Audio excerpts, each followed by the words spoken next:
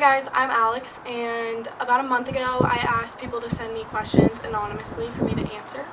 So I'm going to answer them today. So here we go. Now we also got this song, yeah. It's been way too long since I've seen you. I'm not going to go into a bunch of depth about this just because I already talked about it in my other video. But a few months after my dad's suicide, I was diagnosed with anxiety and depression. And then a year after his death, I was diagnosed with PTSD. So that's kind of what I got going on.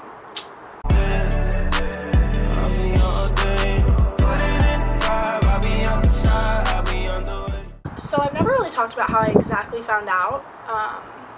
It was on October 7th. I was at my place of residency at the time, which was my mom's college roommate's apartment, because we moved out and my dad was still living at our house. So I was there and I was getting ready to go out with my friends or something, and I heard a knock on my door, so I opened it, and it was one of my good friends and her mom. And her mom handed me her phone and she said, "Your mom needs to talk to you." And my mom just immediately said, I was overpacking at the house and your dad is dead. He took his life. And I got off the phone with her. I cried for like a minute, and then after that I was like running around like frantically packing. I was laughing a lot because I'm the type of person where like if I don't know how to react or I'm like I just laugh a lot, which is not always ideal in serious situations, but that's how I reacted immediately. And then in the few months following, I was just in a daze. I cried every night, don't get me wrong, but I was so overwhelmed with other things that were going on. I was trying to, it was during my volleyball season. We were moving out of my old house, moving into our new house. Articles were coming out, and just trying to respond to everyone who was reaching out to my mom and I. It was a lot. So then in about January and February, I fell into a really deep depression because I think it finally set in. And not only did my dad's suicide set in, but I think that everything that had happened 6 months previous to that set in. Moving out of my house, my dad becoming abusive, all of those things just kind of slapped me in the face, and I was just like really overwhelmed. And I think that, for me, my dad had said for a long time when he'd get drunk, he'd say, "Oh, I'm just going to go off myself then," when him and I would argue. And it got to a point where it was like, okay, like he was just using it as a way to manipulate me, so I didn't really care anymore when he would say it. And so when it finally happened, I felt a lot of guilt, like I could have done something more. And so I felt a lot of guilt towards his death, and then I also felt a lot of guilt towards just the impact it had on my friends, because it was hard on them. And they told me, "You're not a burden. We want to be there for you. We want to, be involved." But I felt like I was causing them pain, which really weighed heavy on me. So I think that when you feel a lot of self-guilt, doing things that make you feel like you aren't a bad person are really helpful. So investing your time in something that makes you feel like you're doing something positive for the world can really help you reverse your mind and realize that you're not a bad person. And for me, making videos and speaking and trying to do something with what I went through helped me realize that I wasn't a bad person, and it really just helped me grow and heal from the situation. All the friends, now that's the plan. I just saw the sushi from Japan. Now yo bitch wanna. So I don't know if I'm the most qualified person to answer this question because I still am working through mine and have a lot of work to do. But I'll say that you kind of go through different waves and you go through different symptoms. I don't have it nearly as bad as what, first responders and people who've been through really, really traumatic instances have, or incidents. Sorry.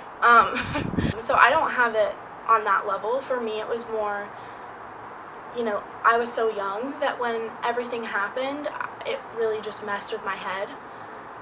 So I would have really bad nightmares, and some of this stuff was stuff that actually happened, and then I was also dreaming stuff that just didn't happen, but my mind was just really having weird things happening. And I also watch a lot of I still think this was part of it. I watch a lot of crime videos and documentaries, and I always watch them before I go to bed, which is so bad because then it was like messing with my head, and like that stuff combined with stuff that actually happened was just really messing with my head.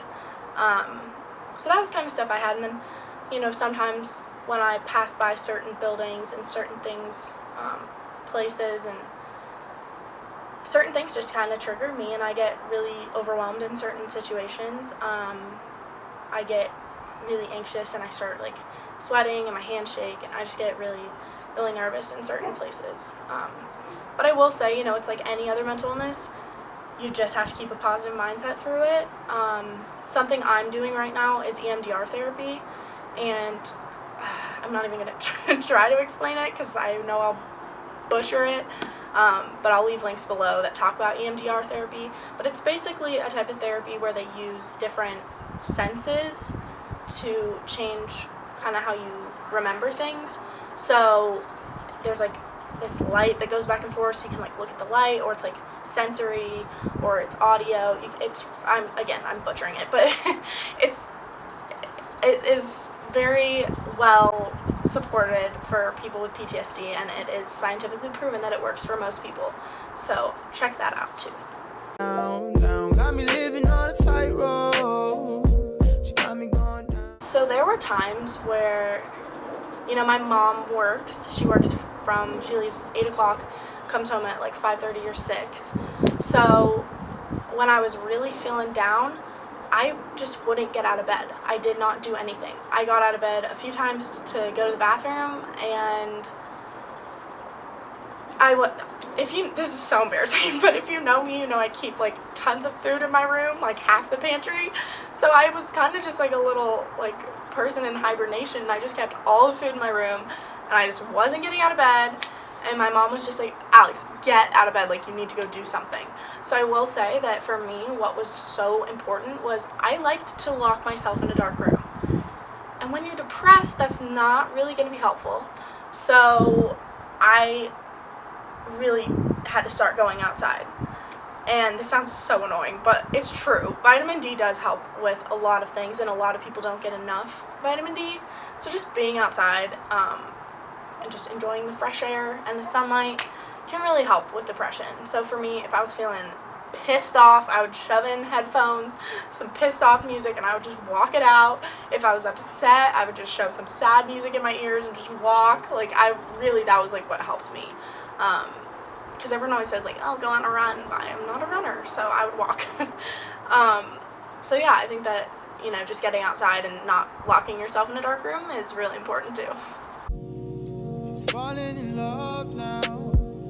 I've been lucky enough to have an incredibly supportive group of people around me, friends, family, coaches, teachers, the Denver community, family, friends. Everyone has been really supportive. So that was really crucial for me. And then also myself. I've said it a million times, I'll say it a million times again. You have to be the one to help yourself. You're the biggest advocate. People can help carry you along the way. But if you're just dragging along, you're not going to get any better. So you have to also pick yourself up. And then what would be changing my outlook on life and on the things I went through? Because being upset is just not, it's only holding you back. So when you have a situation in your life where you look at it in a negative way, negativity is pretty poisonous and cancerous, so it's going to spread to other areas. And just Xing out that negativity is really important.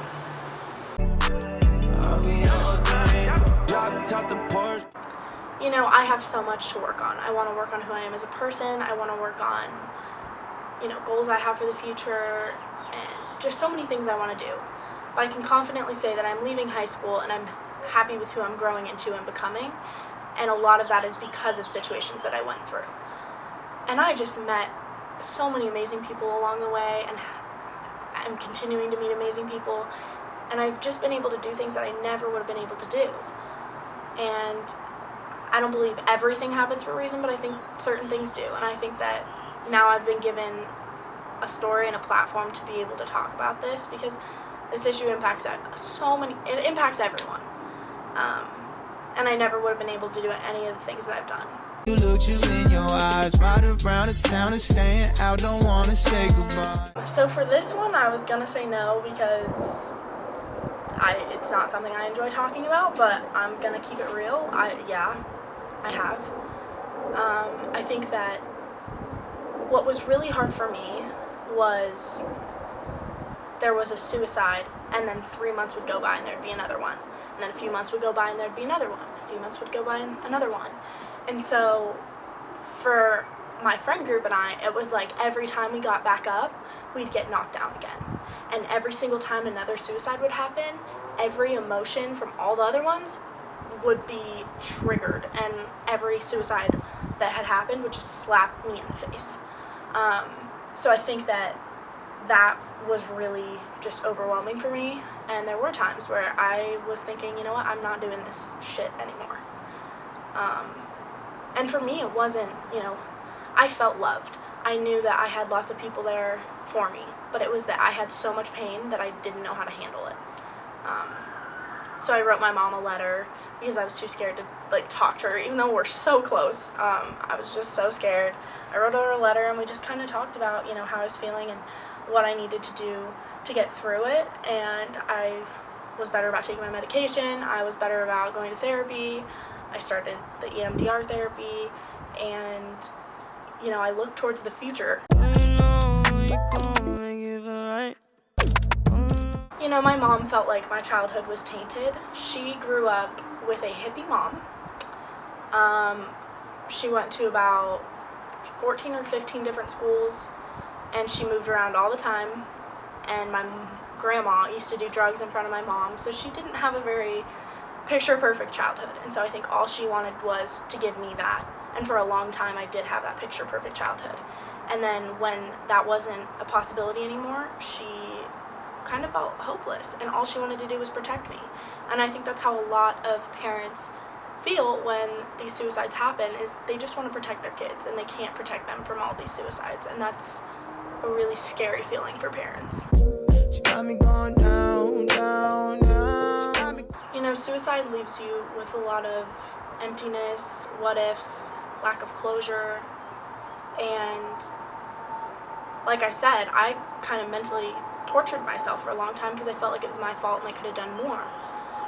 But if you've lost someone to suicide, I cannot stress to you enough, you couldn't have changed anything. They were sick, and that was a side effect of their illness, and it was their decision to take their life, and nothing you could have done would have changed that. And the person you lost, they would want you to move on. They would want you to live your life to the best. And I think just always telling yourself that you can't change it and there's nothing you could have done is really important. And I think also just knowing that the grief is going to come in waves and just taking it day by day. I'm so reborn. I'm moving forward. Honestly, my biggest fear was how people would treat me afterwards. I did not want people to feel sorry for me. I didn't want people to feel like they had to walk on eggshells around me. I still wanted to be, someone that people could come up to and we could have fun and dance and be stupid. I didn't want to be viewed as a sad person. I did not want that at all. And I don't think that happened at all. I think that it's been amazing to have people come up to me and talk to me about their own issues and, reach out to me. It's been really, really cool. So I would never take it back for anything. But it was really scary at first to put your deepest, darkest, saddest moments of your life out there for people to hear. But I would never change it. I'd never go back and not do it. In control now, fighting the truth, trying to hide, but I think it's... Well, I think that social media has a lot of positives. It's helped me spread things that I've wanted to talk about. But I think that you also have to know that when you're on social media, I don't want to call it fake, but it is an embellished depiction of people's lives, and I think that you just have to be aware of that. But if you can't control yourself and you're always on it, you can use screen time on Apple products, so it monitors how much time you're spending on social media. There's also an app called Flipped, and that is an app that locks your phone for a set amount of time, and once it's locked, you can't unlock it. And then you could also give it to one of your parents or your friends if you're with them, or a sibling, and just tell them to keep it for that set amount of time.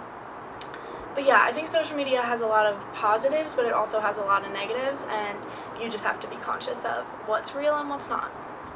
Now Sometimes I start missing you crazy. For those of you who don't know what this person's referring to, T is Tyranny, and she was a teenager who lived in the Denver area, and she took her life a few months ago. And I wish so badly that I could change that, and I wish I could bring her back, or, you know, bring peace to your mind, but I can't, and that really sucks. But I will say that if you knew Tyranny, you know that she liked to have fun, she liked to be crazy, and she liked to do new things. So what you can do now is live your life in the best way possible and do fun, adventurous things, because that's what Tyranny would have wanted for all of us. But I miss her too. The smartest, yeah, I've made my mistakes. Honestly, it really depends on the mental illness and the severity of it. For example, bipolar, if you have that, that's something that you're going to have to take medication for the rest of your life. But other mental illnesses are situational, it just really depends. But in some cases, the symptoms can definitely lessen, or they can go away. It just really depends. But I will say that if you've had a mental illness at some point in your life, it's always going to stay with you. It's going to shape who you are and kind of how you act, I think. But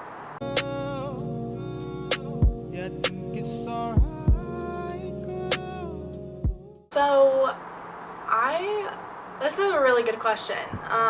When I was in middle school, I was super, super thin. Here's a picture. And people thought that I either had anorexia or bulimia, or I just didn't eat enough, and that really wasn't the case. I was just super thin. I just could not put weight on. And so I walked into high school at 5'4" and 90 pounds, if that. And now I'm 5'9" and 145 pounds. So I really just shot up. But for the longest time, I was just a little awkward, and, you know, we all go through that awkward stage. Mine was a little bit longer and later than most people's, but I was just, like, really noodly. I was, like, one of those, like, things, I don't know what they're called. That's what they are. I look like that. And there's nothing wrong with that, but, you know, people just assume things that weren't true, and it really upset me, and I had a lot of body issues for a long time because of it. And I think, you know, it gets so old when people say this, but it is true. Everyone has something on them that they don't really like physically, and what I think is so interesting is the people that we claim are the most beautiful are oftentimes the most insecure. And what's also ironic is that the perfect body image or body type of a woman has changed all throughout history. So if you look at it now, it's like the Kardashian build or whatever. It's like that, I guess. But it used to be super, super thin, just flat, thin, thin, thin. And back in the old days, it used to be like plumper. I don't know why I just used the word plump, but you get the gist. Like, it's always changing. So the perfect body type, there really isn't one, because throughout history, every body type has been the perfect body type. So I think that that's interesting. But I think that people who are quality people that you want in your life are going to worry more about who you are and how you act and the things you do over what you look like. So it's easier said than done, but people who care more about what you look like probably aren't worth your time, and you don't need to worry about them. And I think also, you know, when you empower other people, it makes you empower yourself more. So I think that not adding to the issue of body image, the social issue of body image, so not talking about how someone looks and not judging how they look, really is just an important thing, because we all have something and we all wish we could change something on our bodies. That's just how it is. So not adding to that issue and judging other people is the first step. Put it in vibe, I'll be outside, I'll be on the way. I'll be on the way. So schools have a lot of restrictions as to what they can do, because they have to make a decision that they think will best benefit an entire body of students. And some schools, that could be thousands of kids. So they just have a lot of pressure, and they have to worry about parents and all that stuff. I think a lot of schools really are trying their best. A lot of schools aren't doing enough. But I will say that when a student takes their life, the administration is in just as much of a panic as everyone else. And they don't have a rule book for how they're supposed to deal with it. So I think that what schools can do better with is supporting their students' mental health. because I'm lucky enough where I could come home and say, Mom, I'm not doing well, I need some extra therapy, you know, and she would immediately do it. But there are kids out there, their parents either won't believe them, their parents don't care enough, or their parents can't financially support therapy or any mental health services. And, you know, it's sad, but if someone has to choose between feeding their family and a $100 therapy session, they're going to have to choose feeding their family. So that's why I think it's important that schools provide those resources for their kids. And there's this idea that people have where if you bring up suicide, it's going to put the idea in their heads. And I do not believe that's true. It's not. If someone has a thought of suicide in their head, you can't place it there. It's already in them. They have deeply rooted issues. And talking about suicide and why there are other options and why they should choose to live is going to do more good than bad, in my opinion. So I think schools just need to focus on supporting mental health programs as a whole. Keep moving forward. Keep moving forward. Honestly, just showing them love, support, and compassion in a non-judgmental way is really what you need to do. A lot of the times when I was feeling really down, I'd text one of my friends. I'd say, hey, do you want to come over? And I'd say 3% of the time did that result in me crying and having a deep conversation with the person. Most of the time I just wanted to go get out of my house, listen to some early 2000s throwback music, and go to Taco Bell. That was pretty much all I did, and that's all I needed, was to just get out of the house and, you know, listen to some music and eat shitty food. That was what I wanted to do. So a lot of the time just being there with the person can do a lot more than you'll know. And I think also if they do decide they want to talk, just listening. You're not expected to have all the answers. You're not expected to know how to respond to everything. That's not your job. You're not a therapist. You're just there for support. So a lot of the time just listening and being there with the person will do a lot more than you'll realize. Because I'm 18 and I still live with my parents, yeah, they're not. This is a good question. It's no secret that drinking in high school is a common thing and in college, and it's just one of those decisions that you have to make in your life if you want to take part in it or not. I'm not going to sit here and act like I'm an innocent, perfect little angel. I have taken part in it before, and I think that you just have to know and be conscious of why you're choosing to drink. So a lot of the time what I've noticed is people will go out and they'll be just blacked out every weekend, and that's concerning because you're either doing it because you're too scared to be yourself and have fun while you're sober and you're worried about what other people will think of you, or you're trying to escape your reality, or you're trying to numb some type of pain in you, and that's never good.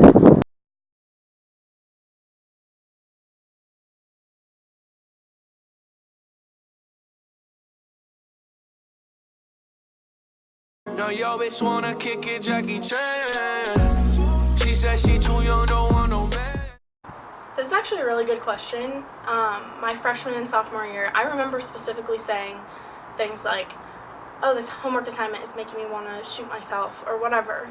And then my dad actually did shoot himself, and I realized, okay, this probably isn't the best thing to be saying, and I can express my feelings in a different way with different words. I can say that as someone who's lost a decent amount of people to suicide, it always makes me kind of uncomfortable. It makes me, I don't know, I always just get kind of like, ugh, when someone says it. But I think that what's important to know is when you say, oh, I'm going to kill myself in such a casual way, it normalizes suicide. And unfortunately, suicide is already normalized enough because it's very common.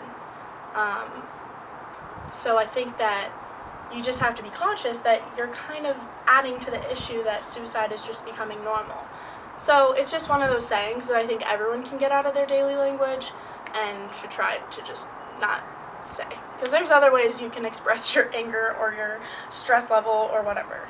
I'll be on the way, you can beat me in 5. I'll be on 9, I'll be on all day. You know, that's a question I ask myself every single day. I can't tell you how many times I've gotten shot down to speak at things and people just don't respond to my emails or whatever. And I think that mental health is such a complex issue, and no one has a solution for it, an exact solution. At least I've never met someone with an exact solution. If there is someone, I'd love to talk to them, but I just don't know anyone who has an exact solution. It's just a really complex issue. But my optimistic view is that it is getting better. If you look at the difference between how, generations before have viewed mental health and suicide versus now, it's very different. People used to lie about their relatives' deaths. If Uncle Bob took his life, people used to say, you know what, Uncle Bob had cancer, that's what we're saying. So I think it is getting better, and it's not as much of a taboo, shameful thing. But that's being said, there's a lot more work we need to do. Stay on my mind. They all just said that it get better with time. It's not about love no more, say. I've been feeling so numb, no more pain. Can't get it out my head, it's no one's fault. The light don't shine without a little bit of dark. I've been living everything that we dreamed of. Comments like that from the very, very, very bottom of my heart, thank you so much, because, telling my story over and over again can be really exhausting, and it can bring up a lot of hard things. So comments like that and messages people have sent me that have been this long just mean the absolute world to me. It's just, the support has been really amazing. So thank you. Alright guys, that wraps up my Q&A video. It was actually kind of fun. I like answering all these questions, so I might do it again. But I'm also working on another video that'll be posted soon, hopefully. So yeah, thank you for all the support. Make sure you subscribe, and I'll see y'all soon.